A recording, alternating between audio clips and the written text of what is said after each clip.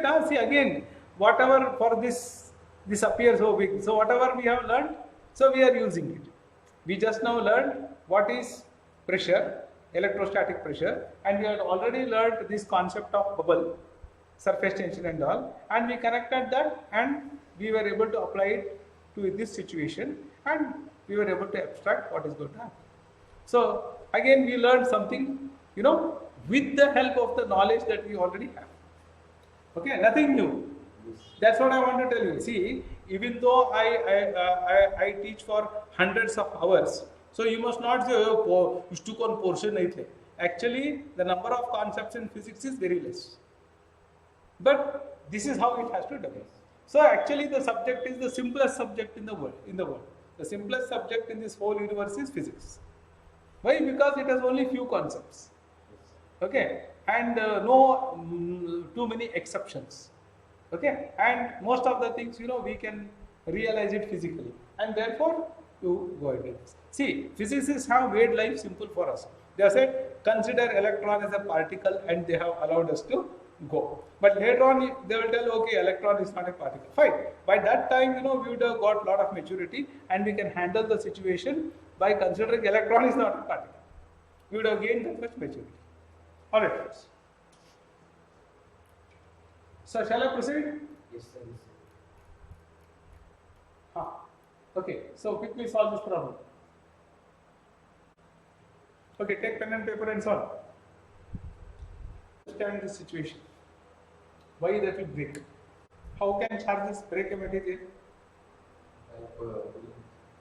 Who is pulling? Like outward force is generated by the.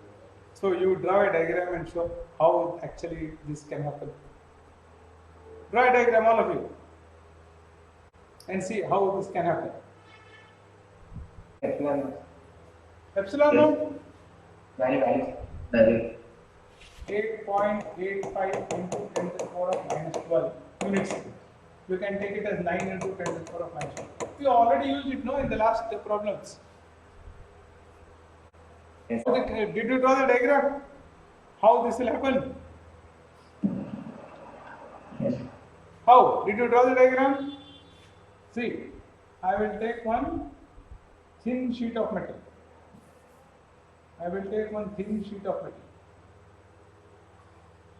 Okay? And I will charge. If I charge it, what happens? There will be charges everywhere. Hello? Yes. So these charges want to go away, and these charges want to go away. It is like pulling. Yes. And here, this material now here is being pulled on both sides, so it has to rupture. Correct? So, Yes. So the pressure on this side and there is pressure on this side. Okay? And therefore it is going to buckle. It is going to buckle now, it is going to crack. Okay? Yes, sir. Now you have to relate these terms. What is given there? They are given what? The tensile strength. Okay, now the tensile strength, how will you, what is the tensile strength? How will you, what is the mathematical form of that?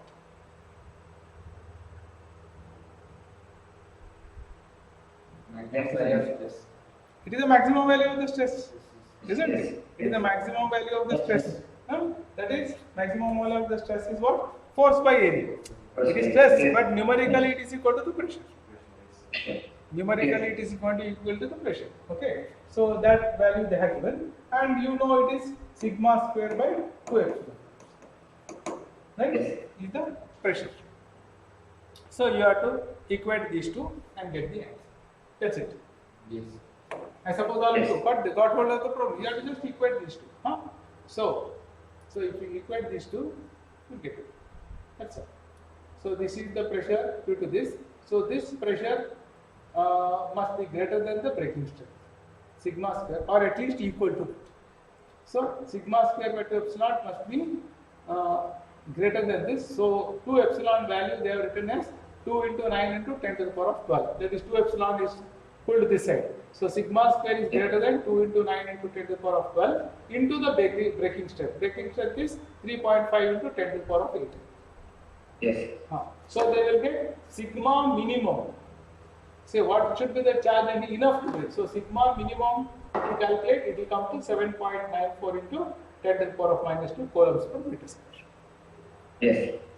Now they have asked the next thing. How many excess electrons per square angstrom will be there?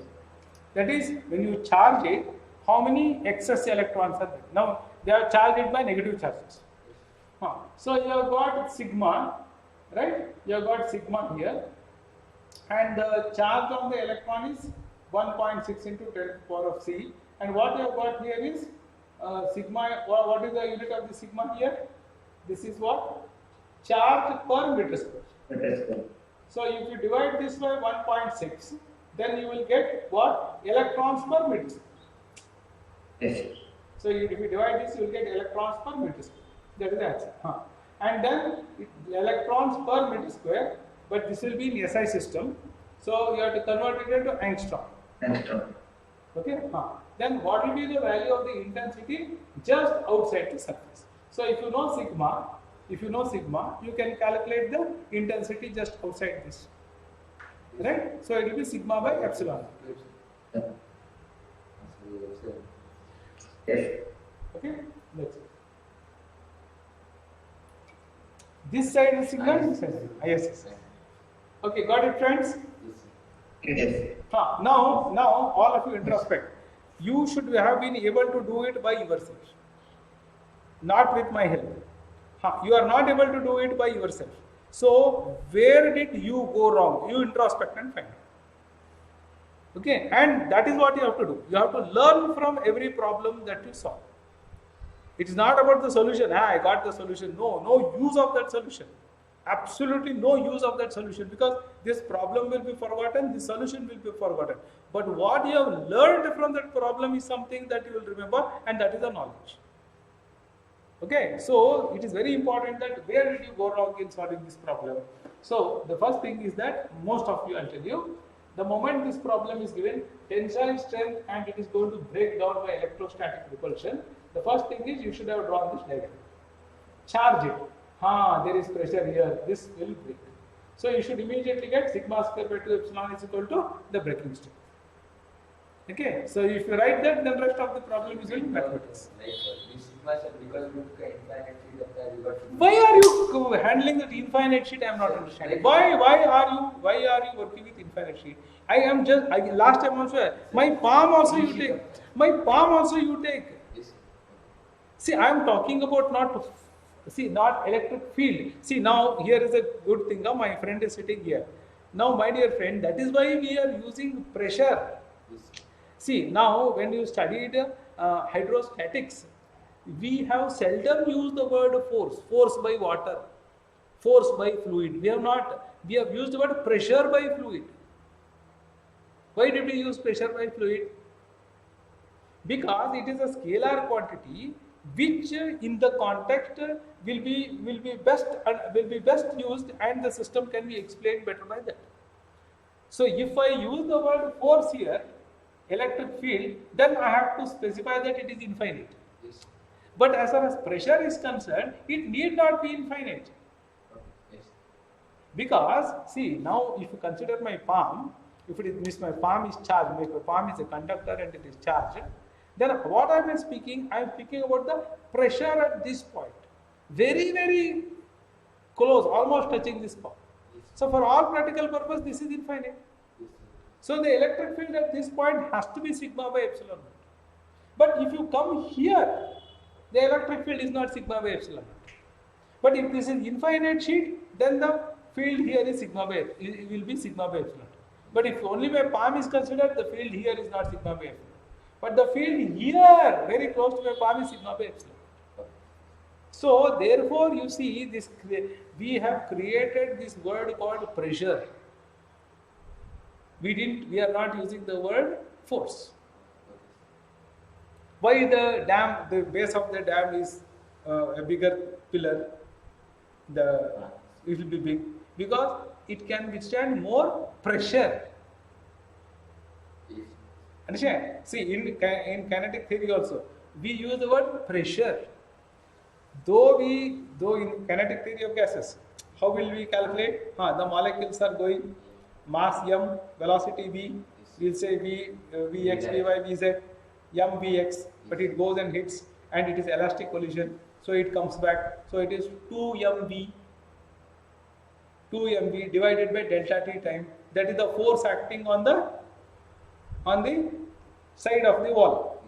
Kinetic theory of gases, you remember? And then we divide it by the total area and calculate the pressure acting by the gases. We don't say force acting by the gases. So there you see, because of the concept of pressure, we were able to connect PVT. Here also you must do it. So don't use the word force here. Again, then you will be lost. So if it